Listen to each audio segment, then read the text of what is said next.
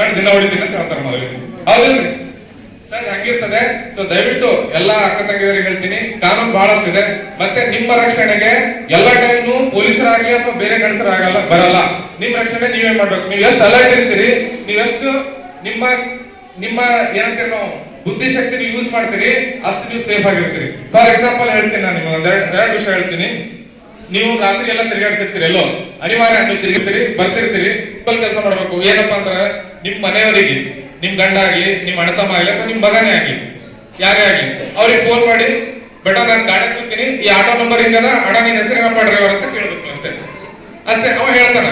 ಅವನೇನೋ ಮಹೇಶ ಸುರೇಶ ಏನೋ ಹೇಳ್ತಾನೆ ತಿಳ್ಕೊರಿ. ಅಷ್ಟು ಹೇಳ್ದಾನೆ, ಆಟೋ ನಂಬರ್ ಹಿಂಗ ಮಗ, ಈ ಸುರೇಶನ ಆಟೋನಾಗ ಕೂತ್ ಬರತ್ತೀನಿ ಅಂತ ನೀವು ಅಡ್ಯಾಡ್ರಿ. ನಿಮ್ ಮನಿ ಹೋಗಂತ ನಾವು ಕಂಡಕ್ಟರ್ ಜೋಪಾನ ಮಾಡ್ತಾನೆ. ಯಾಕಂದ್ರೆ ಅವ್ರಿಗೆ ಗೊತ್ತಿರ್ತದೆ ಎಲ್ಲ ಎಲ್ಲ ಹೇಳಂತ. ಕರೆಕ್ಟ್?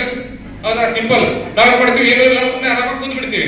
ಅವ್ರಿಗೆ ಏನಾಗ್ತದೆ, ಮಹಿಳೆ ಒಬ್ಬಕಿನ ಅದಾಳ, ಈಗ ಯಾರು ಹೇಳೋರಿಲ್ಲ ಕೇಳೋರಂತ ಊರ್ ಹೊರಗೆ ಹೋಯ್ತು ನಿಮ್ ಜೊತೆ ಏನು ಮಾಡ್ಬೋದು, ಅಥವಾ ನಿಮ್ಮ ಹಾಕೊಂಡಿದ್ ಬಂಗಾರ ಎಲ್ಲಾನು ಕಸ್ಕೋಬಹುದು ಅಂತ ಪರಿಸ್ಥಿತಿ ಇರ್ತದೆ. ನಿಮ್ ಸೇಫ್ಟಿ, ನೀವು ಸಿಂಪಲ್ ಇವೆಲ್ಲ ನಿಮ್ಗೆಲ್ಲ ಗಮನಕ್ಕೆ ಬರ್ತಾವ. ನೀವೆಲ್ಲ ಹೋಗ್ತಾ ಇರ್ತೀರಿ, ಏನೋ ಮಾಡ್ತಿರ್ತೀರಿ, ನಿಮ್ಗೆ ಯಾರೋ ಏನ್ ಬೆಲ್ ಅಂತ ಅನ್ಸತ್ತ, ಯಾರೋ ಒಂದು ಫಾಲೋ ಮಾಡಕ್ ಅನ್ಸಲ್ಲ.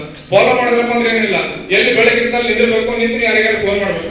ಫೋನ್ ಆಕ್ಚುಲಿ ನೀವು ಫೋನ್ ಮಾಡೋದು ಯಾರಿಗೂ ಬೇಕಾಗಿಲ್ಲ. ನಿಮ್ ಫೋನ್ ನೀವು ಬಂದ್ ಇಟ್ಕೊಂಡೆ ಮಾತಾಡ್ರಿ. ಅವನಿಗೆ ಗೊತ್ತಾಗ್ತದೆ ನಿಮ್ ಫೋನ್ ಯಾರಾದ್ರೂ ತಿರುಗಾಡ್ತಿರ್ತಾರೆ, ಕಳ್ತನ ಮಾಡಿ ಬರ್ತಿರ್ತಾರೆ. ಅವ್ರಿಗೆ ಮೇನ್ ಉದ್ದೇಶ ನಿಮ್ಗೆ ಏನೋ ಮಾಡ್ಬೇಕಂತಿಲ್ಲ.